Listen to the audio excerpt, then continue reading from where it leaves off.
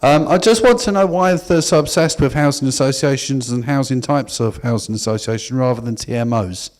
I would have wanted to see more TMOs. Personally, if the 10,000 people on White City vote no to housing association and wish to go with neither TMO or council, and you're going to recommend possibly to the council to go over to housing association because I've seen it so obsessedly talked about in the hearings. I don't personally want to be under a housing association, nor the gateway that's run in Lewisham, nor in Brent. I would like to see more, and there should have been more TMO schemes that you could have brought to the hearing, right, instead of housing associations. I'm fed up with hearing about housing associations. Okay. And as far as I'm concerned, it's two-tier selling off of council housing. It's privatised housing as far as I'm concerned. I'm not convinced no matter what you say about it. But what I'm saying is if 10,000... Okay. Sir, I'm going to ask you... I'm saying if 10,000 people say no to housing association... Listen to this. Right, 10,000 say no, and you recommend to the council that they should go over to housing association, what happens? Okay, thank you for that. Does somebody on the commission want to respond to that? Shirley. Shirley?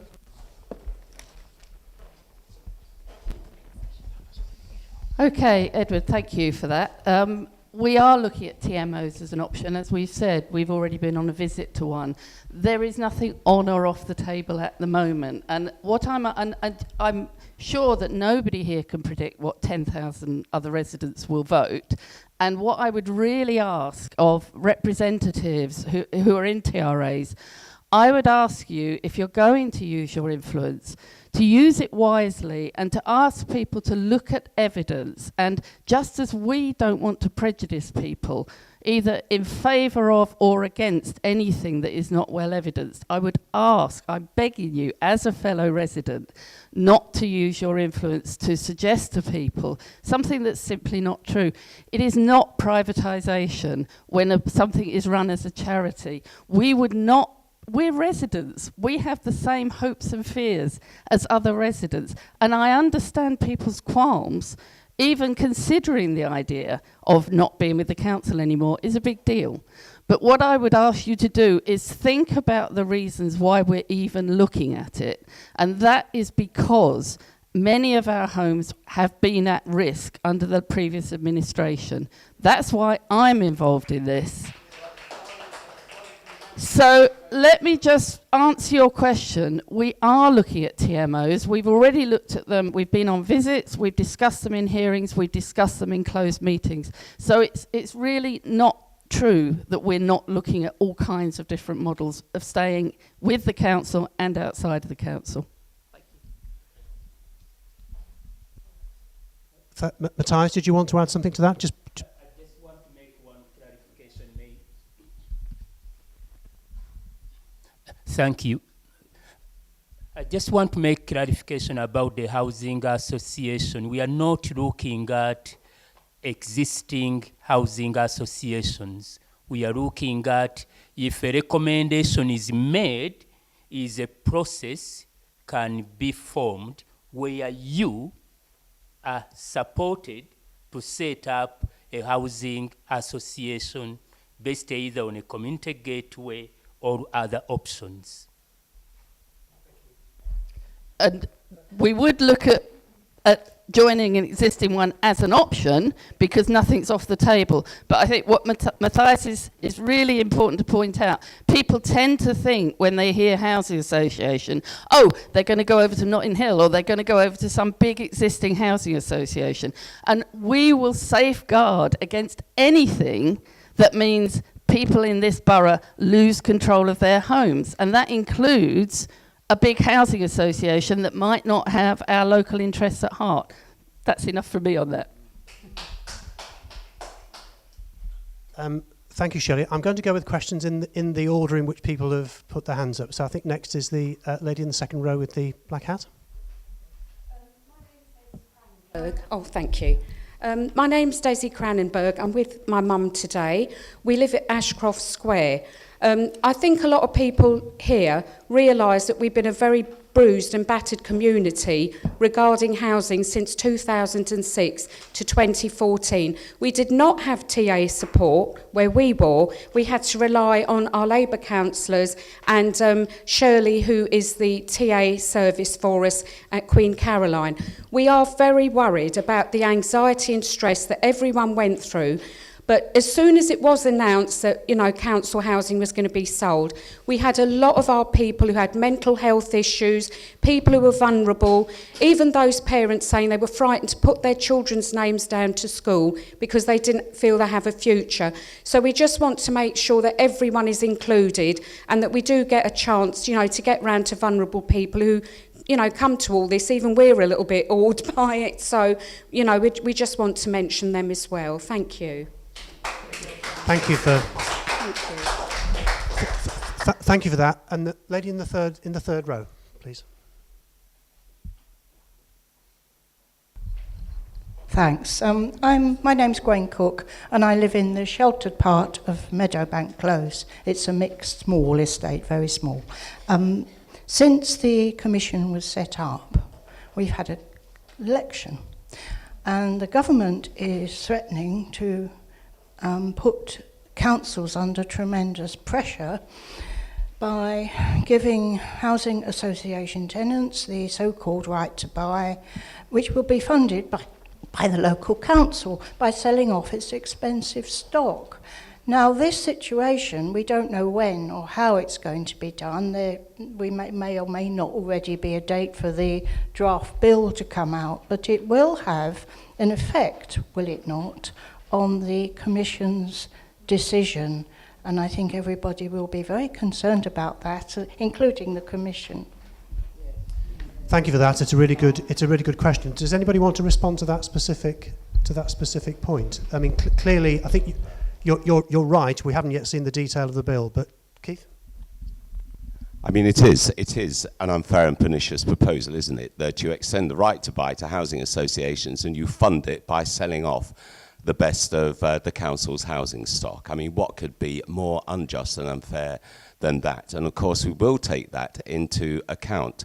Though I have to tell you that in any stock transfer situation, when you're transferring council stock into a transfer organisation, a local housing association, which would certainly, I think, as Shirley implied, be our inclination, a Hammersmith and Fulham housing association, that actually the right to buy is transferred with the stock transfer, so that that is one of the rights which tenants have at the moment, which would continue to be a right in the new situation. It's a very interesting question, Gwen, and one that's occurred to me before, but it's occurred to me with great force again on this occasion, which is, what would happen in a situation where you have a borough, where you have a stock transfer of all the council housing stock, and how could you actually fund the right to buy for housing associations if there is no council stock to be sold off in the way that the government is proposing? I mean, I suppose actually the answer is, and we will see it in the bill, that it may be a global national kind of fund which is created, which is even more unjust because it means that the beneficiaries of the scheme will not be local people. But anyway, let me just say that on a point of accuracy, that the right to buy is actually transferred with the stock transfer. Thank you very much, Keith. And I think it's Ms. Pemberton, isn't it? Can you hear me? Okay. Basically what I want to ask is, sorry, my name's Jackie from Verulam House. Sorry. What I want to ask is, we're basing this move on the theory of that we'll be less secure if we stay in our council homes. My question here is that what came up in one of the meetings was about compulsory purchase orders, which would also be something that would make us just as insecure if we were moved to a housing association.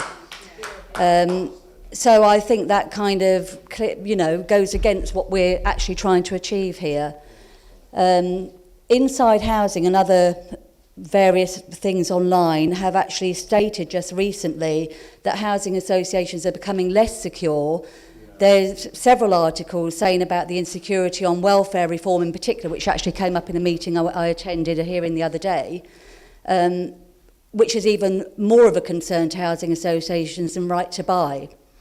So the question of security, there is no total security in any situation because the CPO can overturn that. And with all the stuff that's going on today with regeneration and everything, there's a high chance that will happen. Okay, thank you for that. Anybody like to respond to that?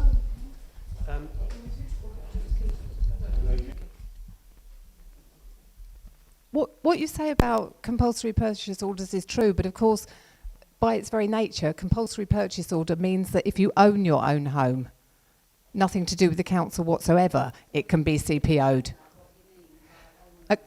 If you nothing to do with the council, if someone has bought their home, nothing to do with the council whatsoever, their home can be compulsorily purchased. Compulsory purchase is not specific to anything to do with the council or housing associations.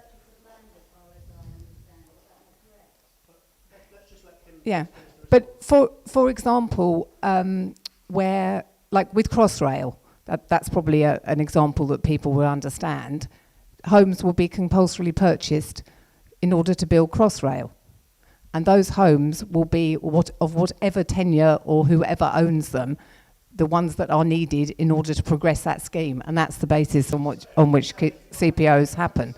So my point is... Sarah, I wonder if we could just let Kim finish the answer and then...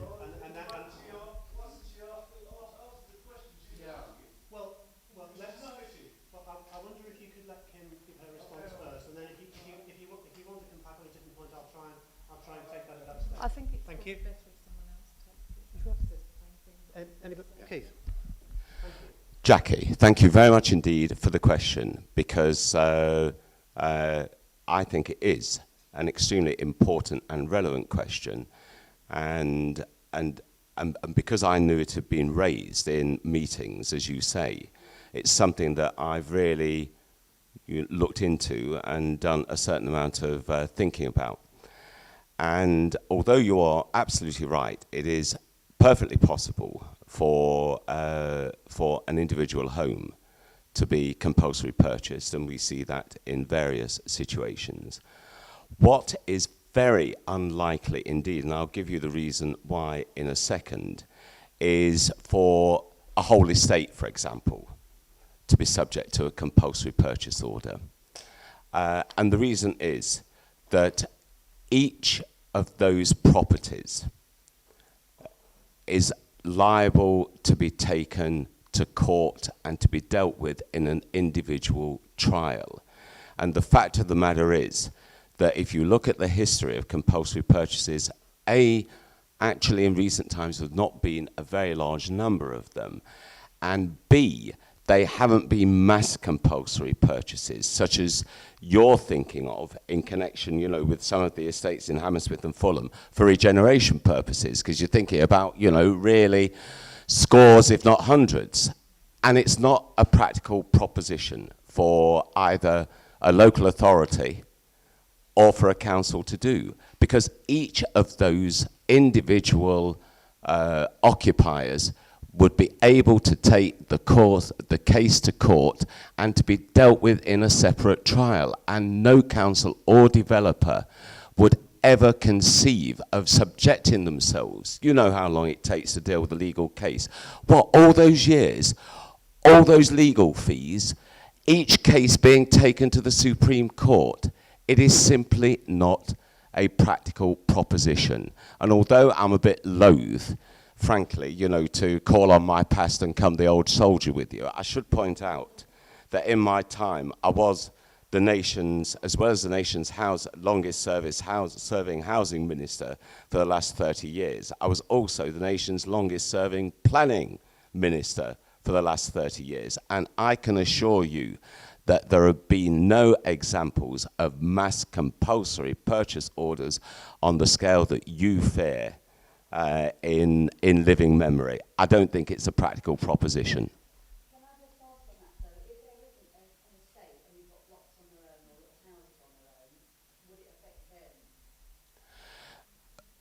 Well, again, a block contains, you know, a number of properties. I mean, the number of properties can vary, can't it, from a handful to really quite a large number. But you're still dealing with exactly the same legal right, you know, of each of the occupiers, not property owners, you know, the tenant. Each tenant could take the case to court, and actually, I strongly suspect that in a case like that, there'd be plenty of funding for such a tenant to fight the thing absolutely to the bitter end, wouldn't there? And they'd have to do that in every property in the block and all the rest of it. I think it's a really proper thing to have thought about. Honestly, I'm not being patronising. I think it's because it kind of took me back when the possibility first, but then I looked into it, and I'm telling you honestly what I have discovered and what my judgment is, and I hope that's a kind of reassurance to you.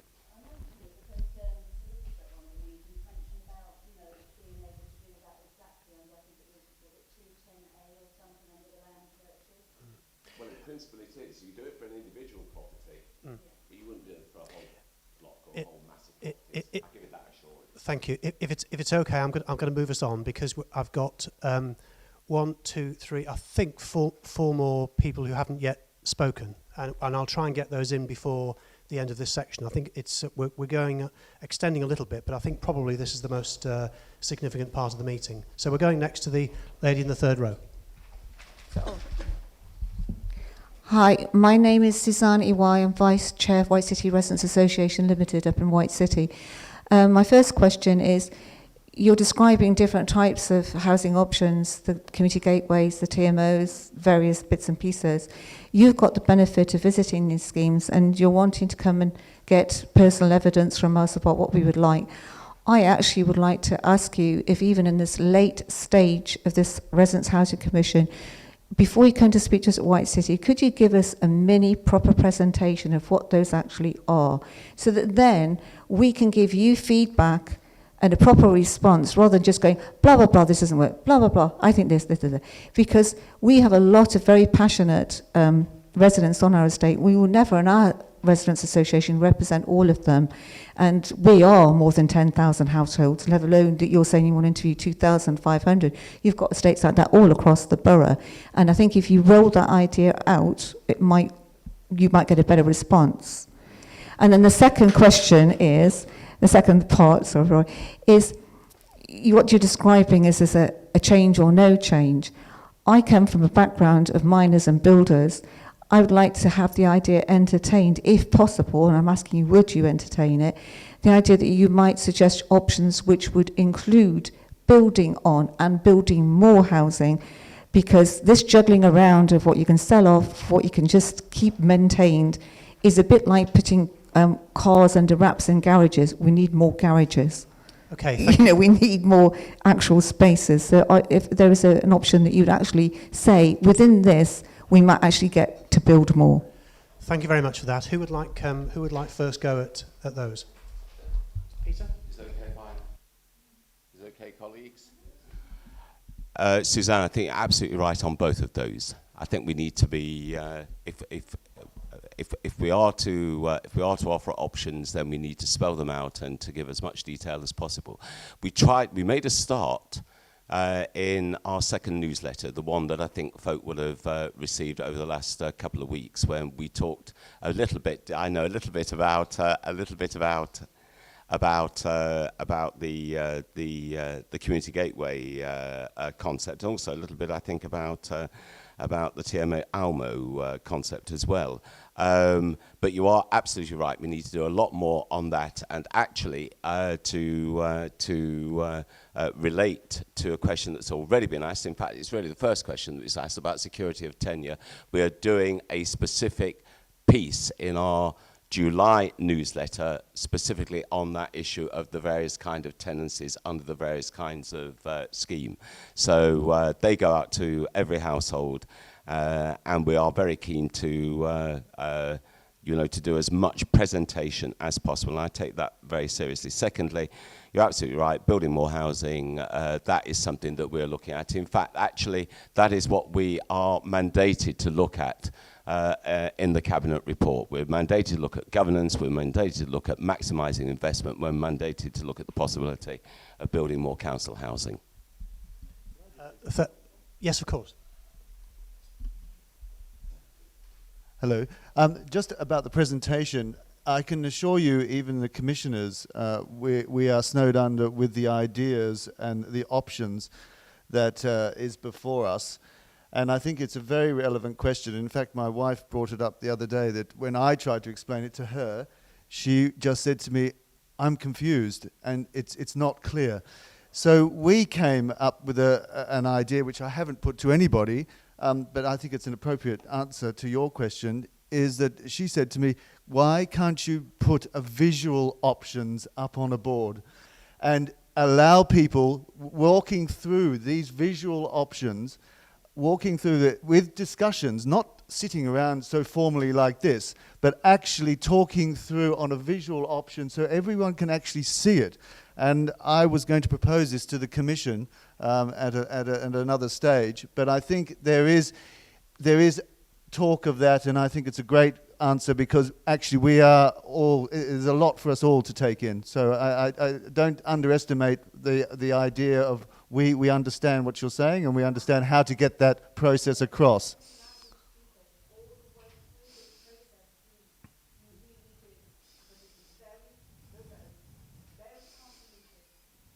It is. Yeah, yeah.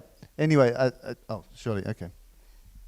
Just to add to that, absolutely, and I think people with English as their second language, vulnerable people, people from all kinds of backgrounds.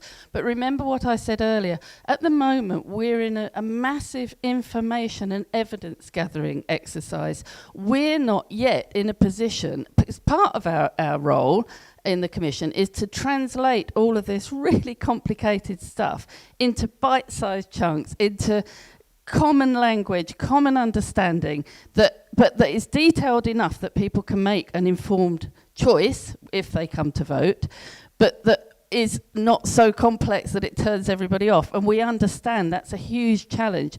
But what I'd ask for as well is patience, because we are in the process of gathering at the moment, and that's what the hearings are about. The public meetings are a chance to come out to you and to talk more, and the loads of visit that Keith is doing, it's to go out and talk to people. But I promise you, when we come to the point where we are explaining different options, it will be done in a way that is understandable to people from all backgrounds. I promise you that. I will resign from the Commission if that doesn't happen, and I know I won't have to do that.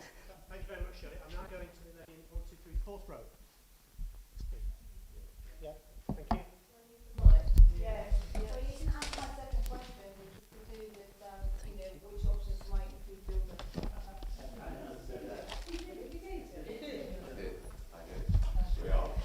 Hello, my name is Pauline Hutchison and I'm a leaseholder and I live on the Maystar estate. As a leaseholder, I'm really concerned what Keith had to say about all that will be at the moment offered to leaseholders is a test of opinion. I don't even have a clue what a test of opinion means. And in your July newsletter, could you make it clear what the voting procedure is so that leaseholders, and on my estate, it's a strange situation. I didn't even know, but by attending the Borough Forums, half of the residents are leaseholders, and there's a sizable chunk of leaseholders. I've been living in my flat for 40 years. I won't have the luxury of a vote, and yet someone who's moved in as a tenant 6 months, a month previously, will get the vote. I think it's totally unfair. Thank you for that question. Pauline, thanks for that. Just on the test of opinion, Pauline, that's not my language. It's what the law says. That is the phrase which is used in law. And what it says in law is that tenants have the right to make the decision by means of a vote if there is such a proposal, and it says simply that you carry out a test of opinion amongst leaseholders. But I think actually, as I said to you, it's our inclination to have a vote so that the issues can be properly debated amongst, you know, all of the residents in Stock, which is managed by the council. As far as the voting procedure is concerned, to be honest with you, I think it's a bit early days to be spelling out the voting procedure, because that would be kind of presuming, you know, what we've decided. Well, we haven't decided anything yet. We won't make a decision. We won't make a recommendation until September. We're still very much, as Shirley said, in the business of collecting evidence. And we want to see all the evidence possible before we see what we want to recommend to the politicians.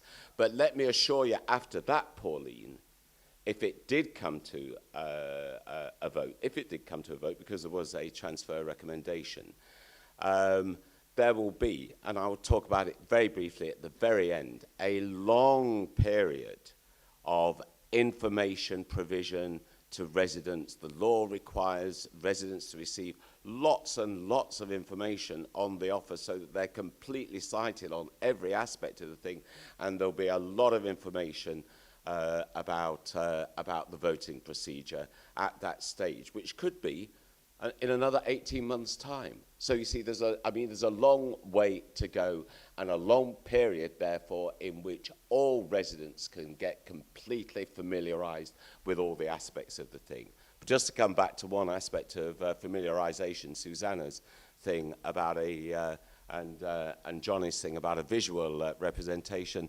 Well, Mike, why don't we issue a DVD on these issues to residents in the course of the information process? Thank you for that. I'm not going to bite on that. I'm going to move us on, and we have a question, I think, in the front row here. It's just coming. Thank you. Is it switched on already? Okay, I'm Susanna Harris. I'm a leaseholder on Springvale Estate and the Vice Chair of the TRA. I quite agree with Pauline. As a leaseholder, I'd like to know that my opinion, and also my very long residence and quite a lot of knowledge about the estate would be taken into account. If, for example, management was handed to a TMO, would leaseholders have a say? Would it be actually a tenant and leaseholder management organisation? And to go back to what the gentleman from White City said, I think he used the word privatise. Am I right in saying that none of the options that you would consider actually involve privatising, because privatising implies that there would be a profit motive? Am I right in saying that none of the organisations you would consider would be profit-making ones? As far as I could tell from, I listened to the talk by the manager of the Phoenix in Lewisham, it seems to me to resemble a co-op as much as anything, as I don't think privatise is a word that really should come into any consideration. And as far as housing associations becoming less secure, the Phoenix model seems to me to be possibly the most secure that you could aim at. Just to go back to leaseholders having a say, is it possible that the law which stipulated that tenants would have the vote, that leaseholders would simply be consulted, is that law archaic? Does that go back to before the right to buy became so universally taken up? Does the law actually need updating to consider the current situation and the current number of leaseholders? And the other thing is, perhaps we could have a little glossary in your newsletters. And stock transfer is a phrase that it took me a while to understand what it meant. But could we have a glossary, and could you have some lay people to decide what goes in the glossary? Because obviously if you're using these terms all the time, you know what it means and you forget that other people don't. And I think your idea of visual things, perhaps a travelling exhibition, DVDs with pictures, diagrams, sort of non-verbal ways of getting ideas across would be a lot more palatable. Okay, thank you very much for those two suggestions at the end. I think there were two other substantive points, wasn't there? One about leaseholders and one about privatisation. Who would like to just make some comments about the status of leaseholders?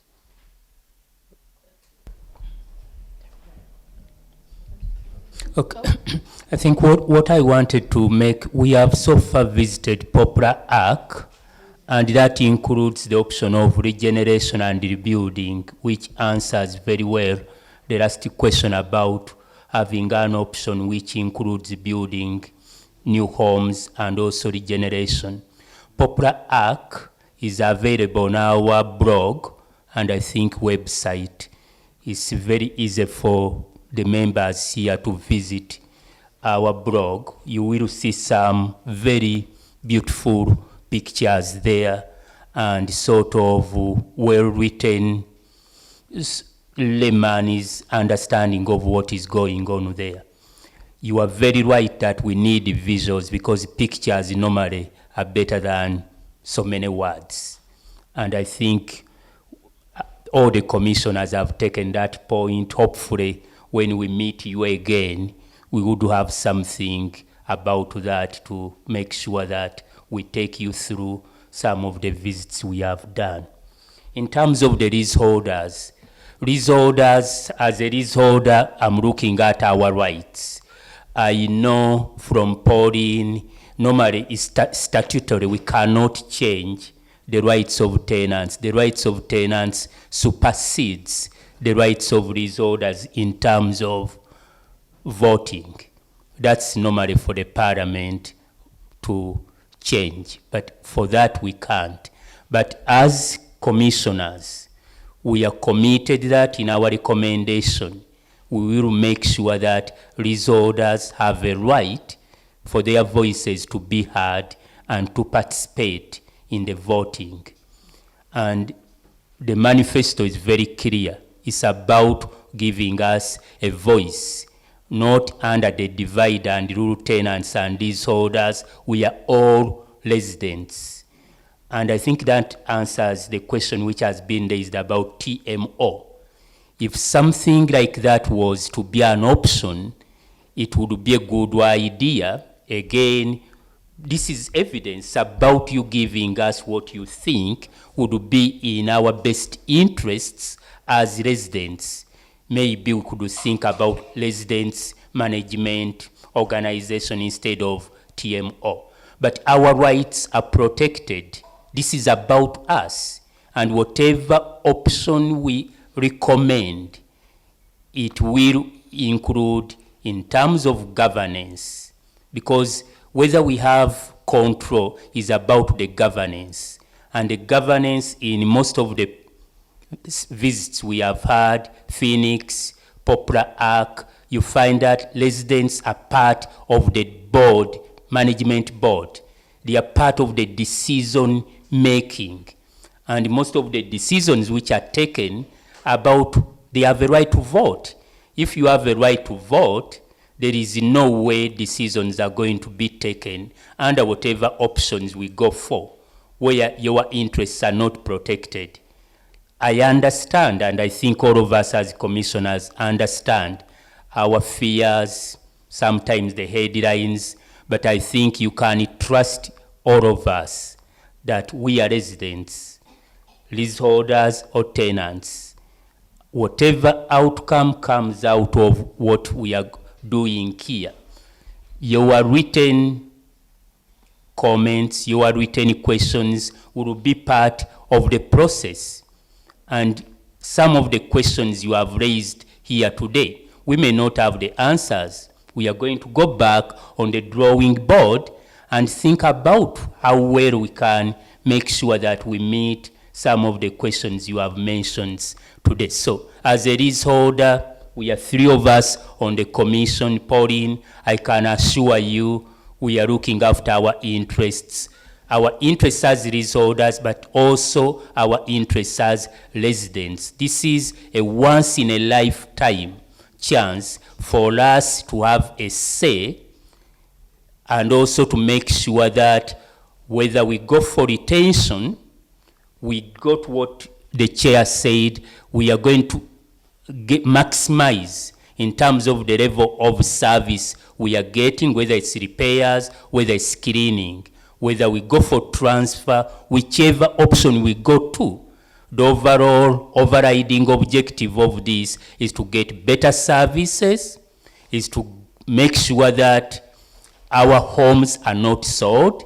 350 homes were sold under the previous Tory cabinet. And we have not yet got the answers, how much money was raised out of that and where that money was spent. So that's not going to happen. Thank you. Thank you very much, Matthias. Did somebody just want to pick up Can I just add one thing? Yes, Sorry, of course. Chair. Just to add, I remembered something important that I left out when I gave a general introduction to what's happening. There's also going to be a resident survey conducted. So as well as hearing from residents in meetings, there's going to be a really comprehensive resident survey conducted to find out what's important to residents for the future. And that will include everything that you're talking about, whether it's security of tenure, whether it's repairs, whether it's regeneration, etc.